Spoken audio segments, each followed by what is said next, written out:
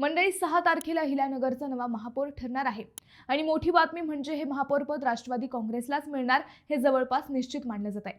अहिल्यानगर महानगरपालिकेचं महापौरपद राष्ट्रवादी काँग्रेसकडे जाणार असून राष्ट्रवादीत हे पद नेमकं कुणाला मिळणार आणि ओबीसी प्रवर्गातील कोणत्या जात समूहाला संधी दिली जाणार यावर सध्या जोरदार खल सुरू असल्याचं समजतंय।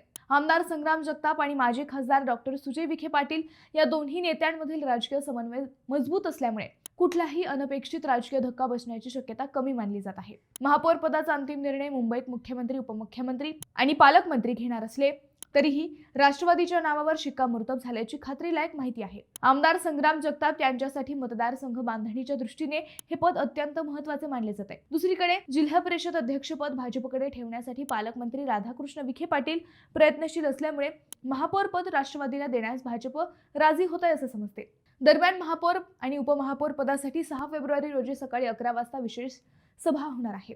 त्यानंतर महापौर नियुक्ती होईल। आता प्रश्न एकच आहे, राष्ट्रवादीकडून महापौरपदी ओबीसीतील कोणत्या समाजाला संधी मिळणार?